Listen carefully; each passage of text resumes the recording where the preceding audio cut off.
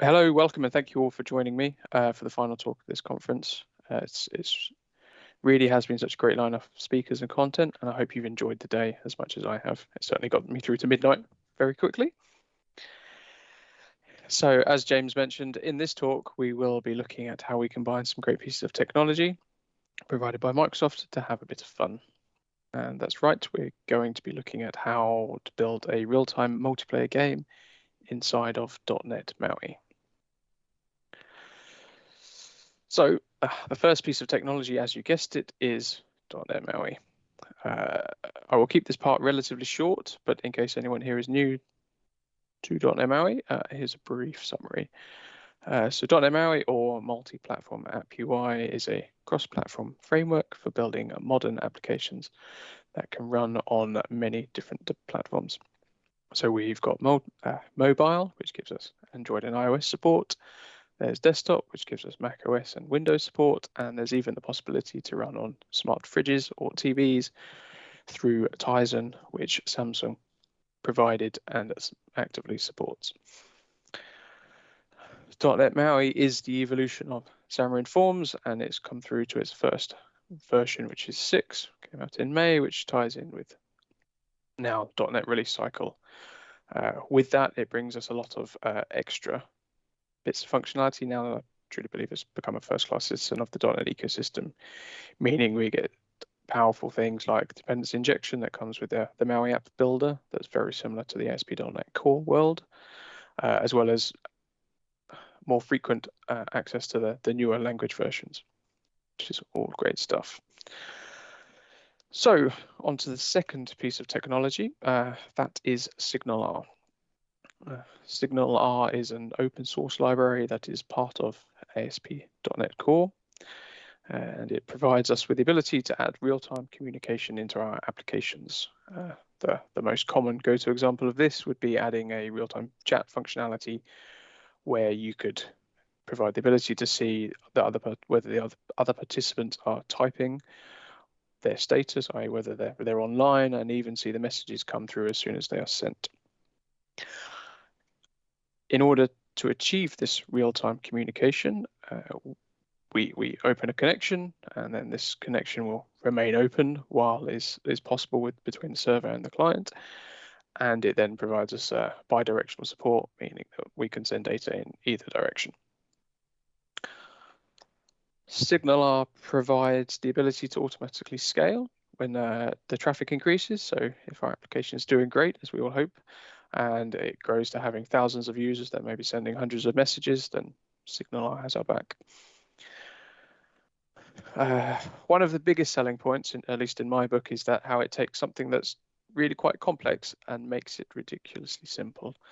With a NuGet package and just a few lines of code, we can add support into our application where it will handle the connection management automatically for us and also determine the most suitable transport based on the platform that we're running on, as well as many other great things.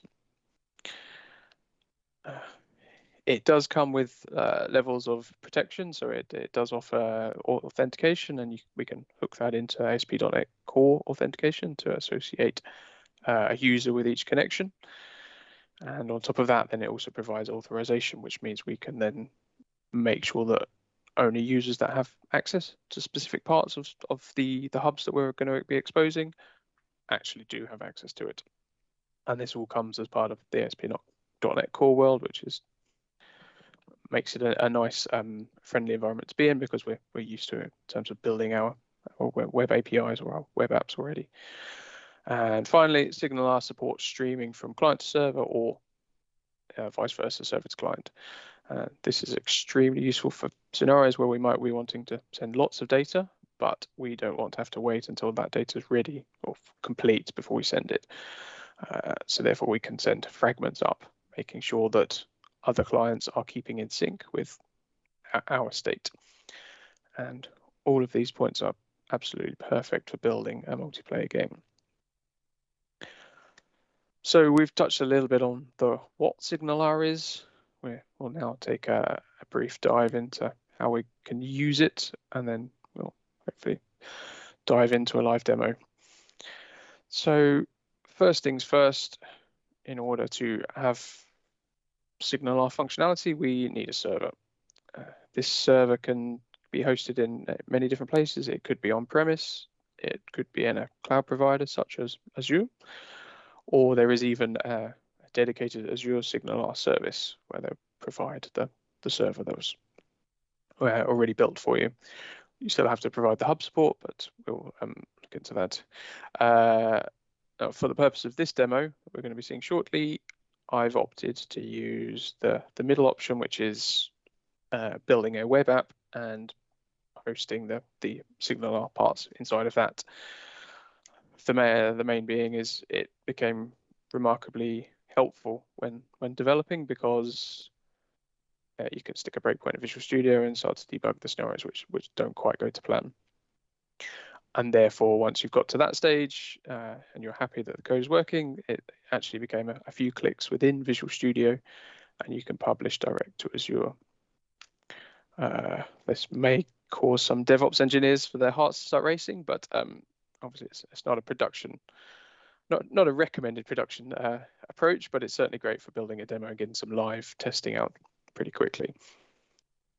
The second part of interacting with SignalR is we need something called a hub. A hub is the key to allowing our clients and servers to communicate, and by creating a connection between the client and the server, this connection then enables us to invoke methods on the other clients that are connected. This is a term known as remote procedure call, or RPC for short. I suspect you most likely will have come across. So let's get our first client device, which is a fancy phone here designed in PowerPoint, and we're going to open a connection to our hub. This allows for data to be sent between the server and the client.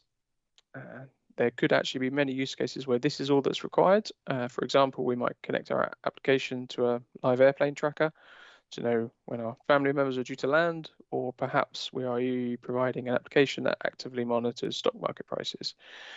And therefore, we want to make sure that the users of that app have the latest prices, especially if they're going to be acting on it.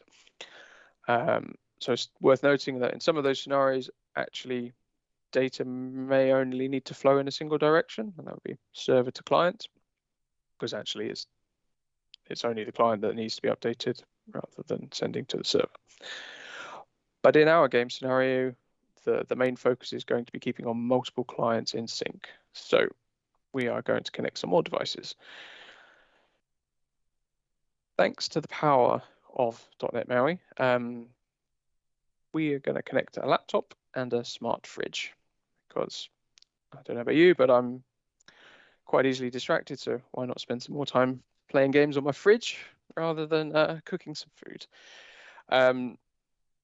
So now that we have multiple clients connected, we can send data between each of those clients, and in fact SignalR offers a multitude of options in terms of which clients will be notified. So actually we can say that client device on the left will send up, and it will go out to all of the other devices that are connected.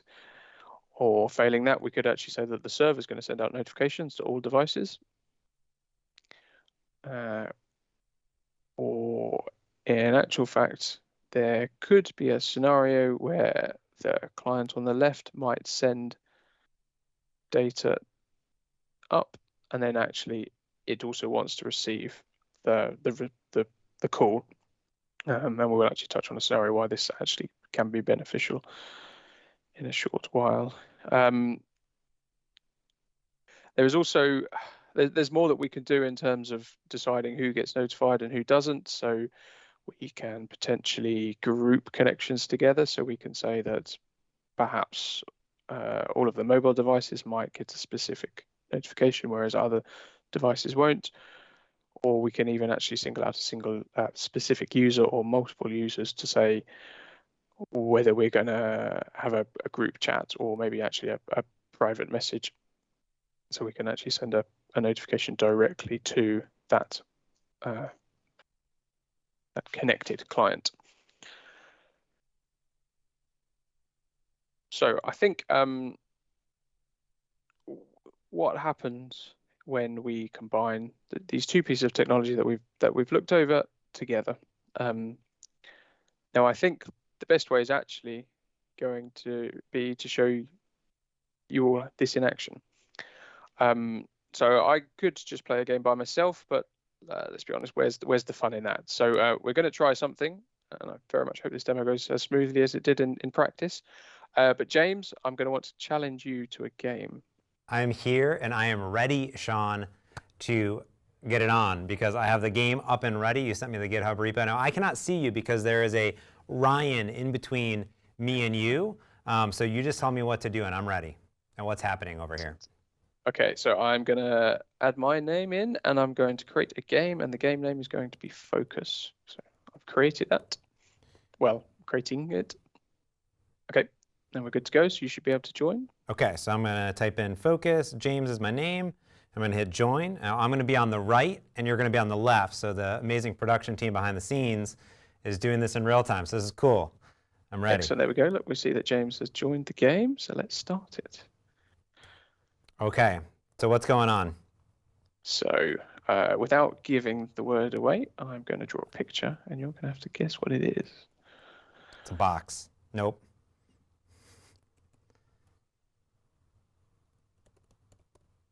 Maybe a chimney? Nope. Box face?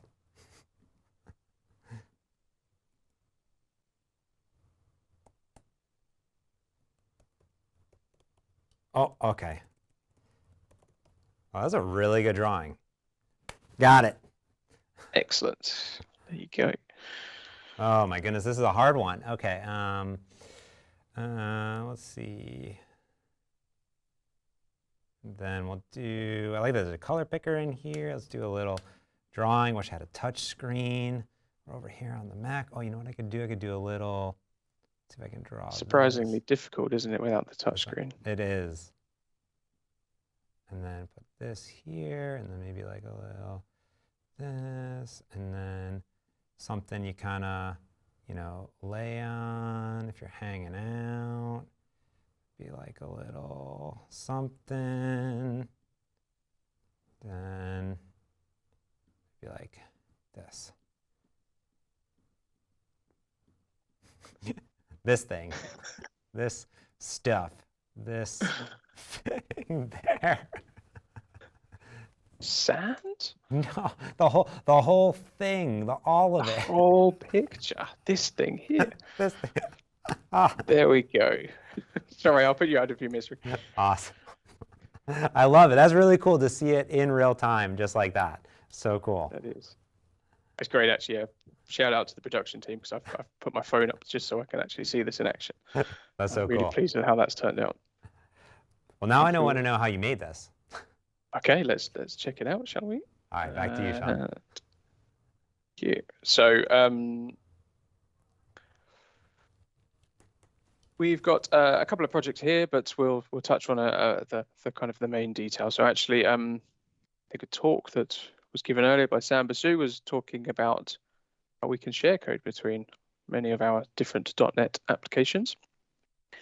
And therefore, we have a shared library, which allows us to do that very thing. These classes, they represent the messages that are going to be sent back and forth between the clients. So we'll see that we've got things like we can store the state of each path that's drawn, so each interaction. There's a state of the drawing, collection of those, and then some guesses and whether there are players joined and whether we started the session.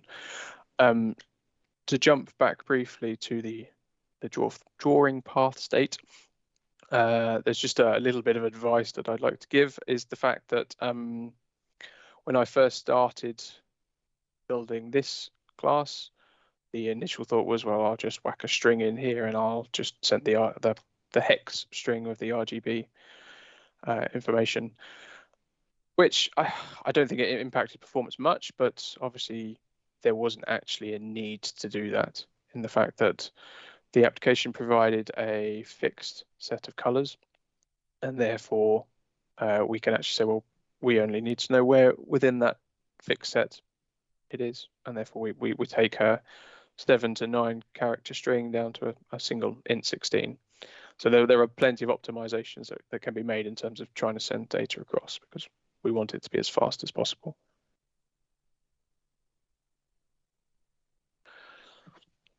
That's the shared code. So let's jump across to the server side and see how that's done.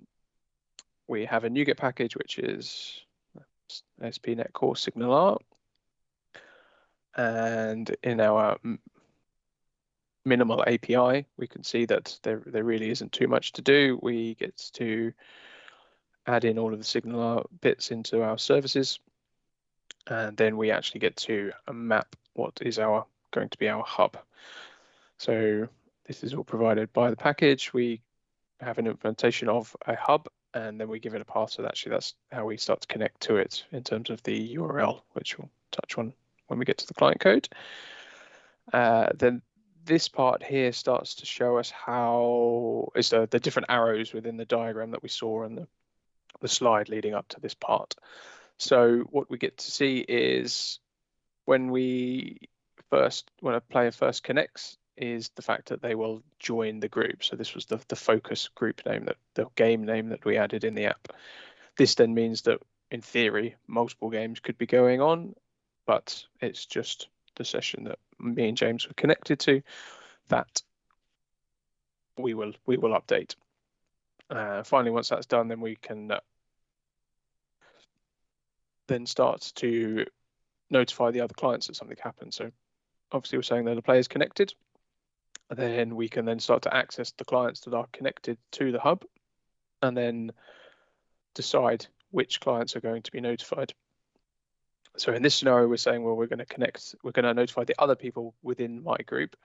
I don't need to notify myself that I've connected, because, well, if that doesn't happen, then we're most likely going to hit an exception anyway. And then when we come to sending, what we do is we define the name of the method that gets notified on.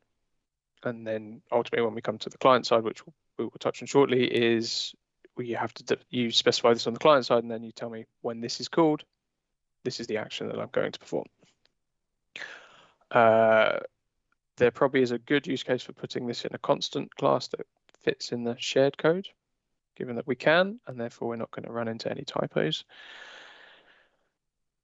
So we've done others in group. So as this name suggests, like I said, we're going to notify everyone else other than the caller. We're going to pass that notification on. This scenario means that actually we can send it to everyone. So when we first hit the start button, or when James hit his button to say that he was going to start he was going to start drawing, then actually this then sends a message. The app receives it, and then actually that can perform some navigation tasks. So it sets up a new drawing screen ready to go.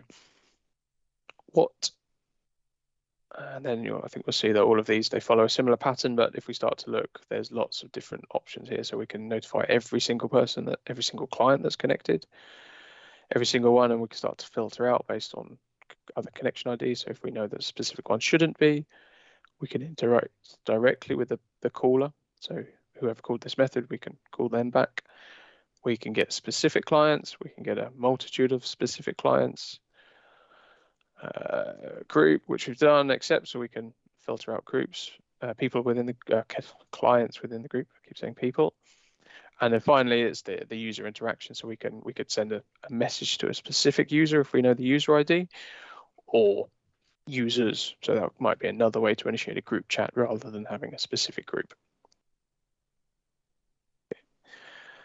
That covers the server side thing. So let's jump into the client and see how that part is done. So again, we have a NuGet package, which is here, and I noticed there was an update earlier, but I've held off trying to do that because demo day and all. So we have our drawing manager. The purpose of this, so we're making sure that we're making use of that NuGet package that we've added, and then that gives us access to, or gives us the ability to connect to the hub. So we will ultimately have to create ourselves a hub connection. We jump through some unnecessary code, what we end up doing is we get another builder pattern, much like we get with the app builder, the MAUI app builder, or the ASP.NET Core web application builder. And this then allows us to define certain bits. So we can define with URL. So actually, this is the URL that we are currently hosting on. It's on a free plan with Azure. So if people did try this, it'll most likely work for a bit and then probably fail, but that's okay. But then you can also potentially add in whether you want to do some extra automatic reconnection or adding any extra protocol information that you might wish to. Once we've then built our connection, we can then start to interact with it. And this is where we start to actually define the logic of how we're going to respond to these calls. And so we've got our connection, and then what we'll say is we'll, when we receive this method, which you might not be able to read in that tooltip there, but if we scroll up, it's updates drawing state, which, just to confirm, is the same name here. So the client sends it up to the server. The server says, well, then I'm going to send out a notification, and anyone listening for update drawing state will receive this class. So therefore, what we do is we register for that method, and then we define the lambda function that's going to then perform the action for when we receive it. Another extra complexity that SignalR does offer us is the automatic serialization of the classes, the messages that we define and send. So drawing state is wrapped up for us, sent, and then unwrapped, deserialized when it gets down to the client. This is by default, I believe it's done with JSON, but you do have the added option to swap it out for message pack, which I believe gives you slightly smaller messages, but there are some complexities on what platforms might necessarily support that, although I think that's improving. So like I say, we add a callback and we define what we're going to do. Now, as an added step here, we don't strictly update the UI straight away, because if SignalR is as quick as it claims to be, then we might end up clogging up the UI thread and running into lag or performance issues. So what we end up doing is we create a copy in memory, and then actually we're following the typical game loop. So actually we will poll every period of time, and then once we get to be called back to say, well, you can now do some rendering, we will then convert what we've received into something that hits the UI. So that gives us a way to kind of provide a steady frame rate to our users. So we'll see that we've got quite a few different registrations here. So we're just, when a player connects, we add them to the list. So that was when we saw James's name pop up in the app with a little tick. We've then got the ability to, so we're listening out for the session started, and then this actually means that we can do some navigation. So this was actually, we sat in the lobby, and then it pushed us across to the main page that would then do the work. Then there's a little bit of extra work of kind of doing the guessing. Now, this is not strictly what you'd want to see in terms of a production app, because actually a lot of this logic would want to live on the server. And this is when maybe some complexities start to come in the fact that we want SignalR to remain stateless, so can't put some of this state there. So actually we may need to possibly have a background worker process or something in the web app that would actually monitor the state and notify the other clients when things change, because actually the timer on the game would typically be controlled by a server, not by a client. We've just accepted that one client is the server in this scenario, but obviously if we want to remove any element of cheating, then all of that effort needs to rely on the server. And finally, then once we've registered, then we hit start, and anytime any of these messages then get sent up, then we will receive them and then we will act accordingly.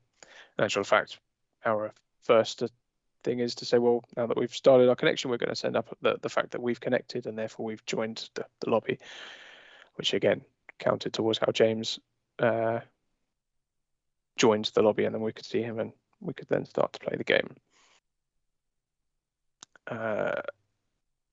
So I think that kind of covers the general interaction in terms of what we get to do with SignalR. There is a kind of another fundamental underlying thing that's going on that I've not gone into too much detail, but so while we are building an app in .NET MAUI, this is aimed at trying to build something that's following the typical game engine approach. So we like I say, we use this game loop approach, which means we get to jump back to our slides and then we can touch on the last little bit. So